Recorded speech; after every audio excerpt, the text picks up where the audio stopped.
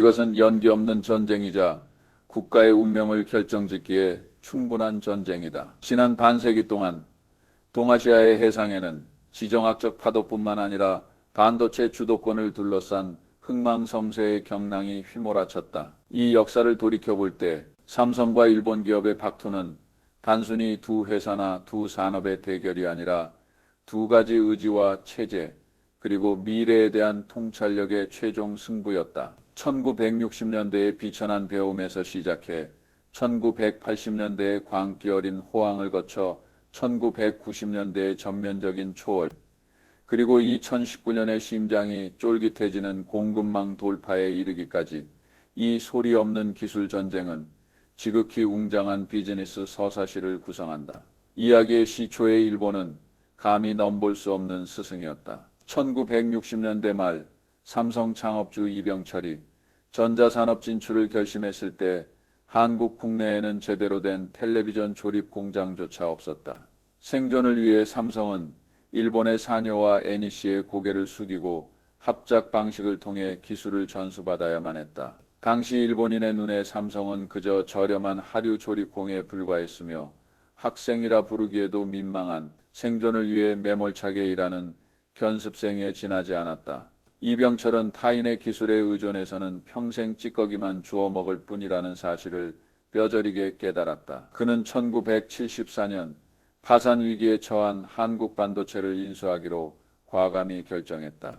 당시 삼성 내부에서도 자살 행위나 다름없다며 거센 반발이 일었지만 이병철은 시대의 논리를 꿰뚫어 보고 있었다. 전자산업의 심장은 칩이며 그 심장의 통제권은 당시 도시바, 히타치, NEC 같은 일본 거물들이 꽉 쥐고 있었다. 진정한 전환점은 1983년 그 유명한 도쿄 선언에서 찾아왔다. 당시 고의를 넘긴 이병철은 도쿄의 한 호텔에서 삼성이 D램 개발에 전력을 투구하겠다고 공식 발표했다. 이 소식이 일본에 전해지자 비웃음이 쏟아졌다. 당시 일본 반도체는 세계 시장의 절반을 점유하며 미국의 인텔마저 패퇴시킬 정도로 기세가 등등했다. 일본인들이 삼성을 경시한 데는 이유가 있었다. 삼성의 기술 수준이 일본보다 무려 10년 이상 뒤처져 있었기 때문이다. 그러나 삼성의 반격은 한국 특유의 민족주의적 비장함과 효율성으로 가득 찼다. 10년의 격차를 줄이기 위해 삼성은 비즈니스 역사상 보기 드문 기술 약탈을 모두에 돌입했다. 그들은 일본 기업의 종신 고용제가 흔들리는 틈을 타 주말마다 일본의 인류 엔지니어들을 비밀리에 초빙했으며 심지어 서울과 도쿄를 오가는 주말 셔틀 항공편을 전용으로 운영하기도 했다. 이 일본 엔지니어들은 금요일 밤에 서울에 도착해 삼성 실험실에서 이틀간 일하고 일요일 밤에 일본으로 돌아가 출근했다. 이러한 주말과의 시기의 기술 이전 덕분에 삼성은 단 6개월 만에 64킬로비트 D램 기술의 고지를 점령하며 격차를 3년으로 줄였다. 하지만 기술적 진보는 입장권에 불과했다. 삼성이 진정한 역풍 반전을 이룰 수 있었던 것은 극도로 공격적인 역주기 투자 전략 덕분이었다. 반도체는 전형적인 주기성 산업으로 호황기에는 돈을 쓸어 담지만 불황기에는 처참한 적자에 시달린다. 일본 기업들은 거품 경제가 붕괴된 후 이익률을 보전하기 위해 불황기의 지출을 줄이고 공장 신설을 중단하곤 했다. 그러나 삼성은 정반대로 움직였다. 가격이 폭락하고 경쟁사들이 줄줄이 적자를 낼 때 이 시일가는 강력한 의사결정 집권 체제를 바탕으로 수십억 달러를 미친 듯이 쏟아부었다. 이러한 방식은 사업 논리상 광기에 가까웠다. 실패할 경우 삼성그룹 전체가 공중분해될 수 있었기 때문이다. 그러나 남들이 공포에 질려 있을 때 탐욕을 부리는 도박사 같은 반격은 매번 산업이 회복될 때마다 삼성이 더 새로운 기술과 더 많은 물량으로 순식간에 시장을 장악하게 만들었고 결국 일본 거물들을 하나둘 D램 시장에서 퇴출시켰다. 이병철이 강산을 일구었다면 이건희는 삼성의 영혼을 재조립한 인물이다. 1993년 이건희는 프랑크푸르트에서 마누라와 자식 빼고 다 바꿔라라는 세계를 뒤흔든 일성을 내뱉었다. 그는 삼성이 물량으로는 일본을 앞섰을지 모르나 품질과 브랜드 명성 면에서는 여전히 저가 제품 취급을 받고 있다는 사실을 깊이 통감했다. 로스앤젤레스의 백화점에서 소니와 파나소닉 제품이 눈에 띄는 곳에 진열된 반면 삼성 제품은 구석에서 먼지만 쌓여 있는 모습을 목격했기 때문이다. 그는 치욕을 씻기 위해 유명한 휴대폰 화형식을 직접 감독했다. 결함이 있는 휴대폰 15만 대를 2,000명의 직원 앞에서 불태워버린 것이다. 이 종교적 의식에 가까운 자기 부정은 삼성 엔지니어들에게 일본과의 기술 전쟁에서 오직 극한의 품질만이 최후의 보루가 될 수 있다는 사실을 각인시켰다. 그러나 일본도 가만히 앉아 당하고만 있지는 않았다. 하류인 메모리 칩 분야에서는 삼성에 패했지만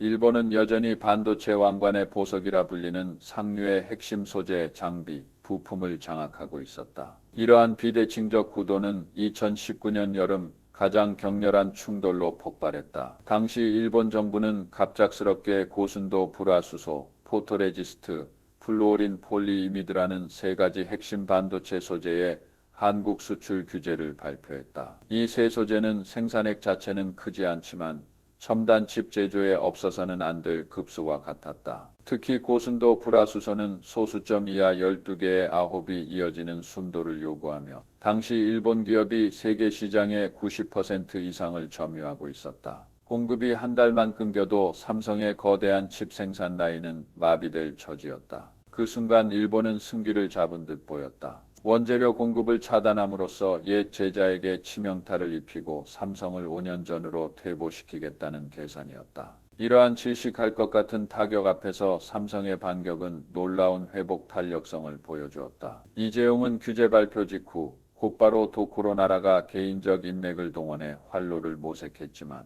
이는 시간 벌기에 불과했다. 삼성 본사에서는 탈일본이라는 공급망 대이동이 전속력으로 시작되었다. 삼성은 러시아, 중국, 유럽 등 전 세계를 뒤져 대체 공급처를 찾는 동시에 전례 없는 강도로 한국 국내 기업의 국산화를 지원했다. 과거에 삼성은 효율성을 위해 검증된 일본 제품을 구매하는 경향이 있었으나 이제는 자신의 생산 라인을 한국 현지 공급업체에 전면 개방하고 인류 엔지니어를 파견해 테스트와 개량을 도왔다. 1년도 채 되지 않아 한국 기업들은 고순도 불화수소의 대량 생산에 성공했다. 이러한 사직생의 반격은 일본의 봉쇄를 무력화했을 뿐만 아니라 오히려 일본의 소재 산업의 부메랑이 되어 돌아갔다. 삼성의 주문에 의존하던 일본 소재 업체들은 주요 고객을 잃고 곤경에 처했으며 일본은 일본 정부의 금지를 피하기 위해 중국이나 다른 지역에 공장을 짓는 우회로를 선택해야 했다. 이 전쟁의 심오함은 두 가지 경영 문화의 흥망성쇠를 보여준다는 데 있다. 일본 기업의 정수는 모든 세부 사항에서 완벽을 추구하는 장인 정신에 있으며 아날로그 기술 시대의 이러한 정교함은 천하무적이었다. 하지만 급변하는 디지털 시대에는 삼성의 속도 문화와 고도로 집중된 의사 결정권이 명백히 더 높은 적응력을 보였다. 일본 기업들이 복잡한 이사회 절차를 거치며 차세대 연구 개발 투자를 논의하고 있을 때 삼성은 이미 전격전을 통해 배치를 마쳤다.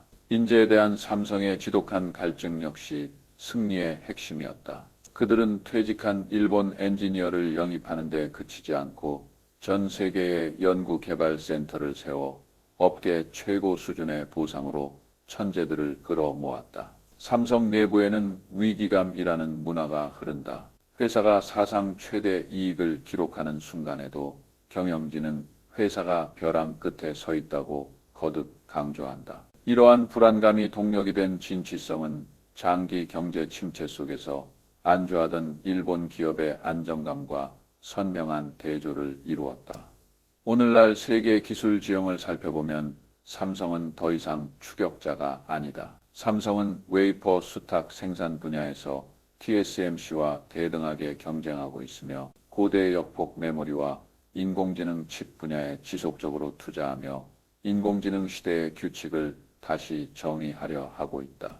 반면 일본은 국가적 역량을 총동원해 반도체 산업의 부활을 꾀하고 장비 분야의 전통적 우위를 활용해 주도권을 되찾으려 노력 중이지만 과거와 같은 전 산업 체인의 지배력은 이미 옛말이 되었다. 삼성이 일본에 반격한 역사는 후발 국가가 극한의 노력과 정밀한 전략적 안목, 그리고 공급망 안전에 대한 철저한 집념을 통해 어떻게 기존의 국제 분업 장벽을 허물 수 있는지를 보여주는 교과서적인 사례다.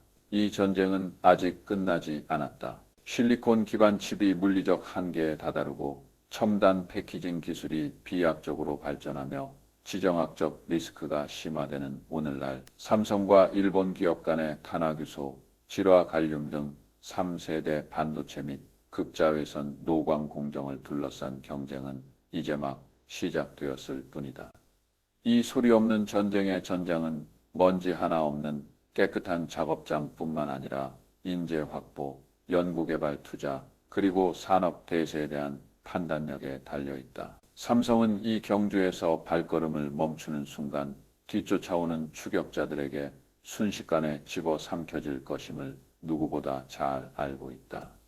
삼성의 굴기를 거시적으로 보면 일본에 대한 반격은 본질적으로 거울상 초월타이라 할 수 있다. 삼성은 일본의 엄격함을 배웠으나 보수성은 버렸고 일본의 규모를 모방했으나 속도에서는 초월했다. 반세기에 걸친 이 각축전은 기술 장벽이 아무리 견고할지라도 결코 넘지 못할 산은 아니며 진정한 승부수는 기업과 민족이 절체절명의 위기에서 뿜어내는 생존 의지에 달려있음을 시사한다. 삼성은 수십 년의 시간을 들여 일본 기업의 그림자에서 벗어나 햇빛을 가릴 만큼 거대한 거목으로 성장했다.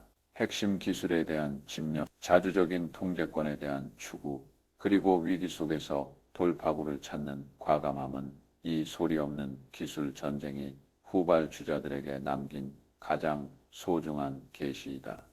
만물 초연결과 인공지능이 모든 것을 휩쓰는 이 새로운 시대에 유사한 승부는 더욱 은밀하고 치열한 방식으로 계속될 것이며 과거의 스승과 제자는 이제 더 높은 정점에서 다시 마주하고 있다. 더 거시적인 관점에서 삼성과 일본의 박투는 동아시아 산업 이전의 필연성을 투영한다. 7, 80년대 일본의 영광은 정밀 제조에 대한 집착 덕분이었으나 후기의 쇠퇴는 기존 우위에 과도하게 의존한 나머지 하드웨어 중심에서 서비스와 생태계 중심으로 전환할 때 주저했던 탓이 컸다. 반면 삼성은 아날로그에서 디지털로, PC에서 모바일 인터넷으로 이어지는 매번의 물결을 예민하게 포착했다. 산업의 판도가 바뀔 때마다 삼성은 마치 후각이 예민한 표범처럼 상대가 망설이는 틈을 타 치명적인 기습을 감행했다. 이러한 반격은 기술적 차원을 넘어 인지적 차원의 승리였다. 2019년의 무역 분쟁은 사실 삼성에게 울린 최후의 경종이었다. 그전까지 삼성이 글로벌 반도체 분야에서 호령하고 있었음에도 불구하고 그 바탕은 여전히 글로벌 분업 체계의 우등생이었다. 그러나 일본의 단절은 삼성에게 글로벌화라는 온상 속에서도 취약성은 늘 존재한다는 사실을 뼈저리게 가르쳐 주었다. 그리하여 최근 몇 년간 삼성의 투자 방향은 눈에 띄게 변했다. 더 이상 칩의 미세 공정 선도에만 매달리지 않고 상류로 침투하기 시작했으며 심지어 반도체 장비와 핵심 화학 소재 분야에 거액을 투자하고 있다.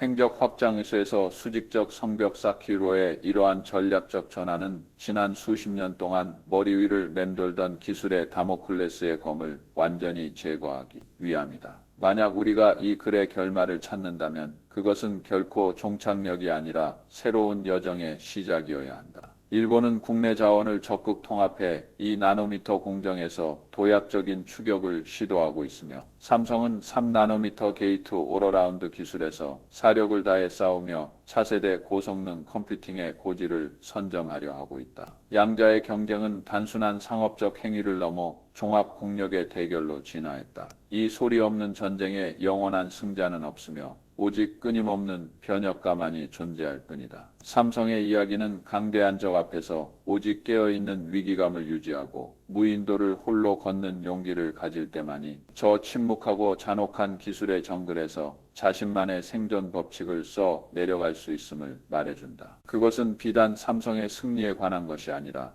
역경 속에서 어떻게 등을 곧게 펴고 기술과 의지로 존엄을 되찾았는지에 관한 깊은 은유다. 지나온 세월을 돌아볼 때 사람들은 기억할 것이다. 1983년 도쿄 호텔 창가에서 미지의 심연에 도전하던 이병철의 응시를 1993년 프랑크푸르트에서 평범함과의 결별을 외치던 이건희의 보혈을, 그리고 2019년 삼성공장에서 소재 대체안을 찾기 위해 밤을 지새우던 저 불빛들을 말이다. 그것이 바로 삼성이 일본에 응전한 방식이다. 가장 비천한 자세로 배우고 가장 결연한 의지로 도박을 걸었으며 마지막에는 가장 강력한 실력으로 역사의 기념비에 자신의 이름을 새겼다.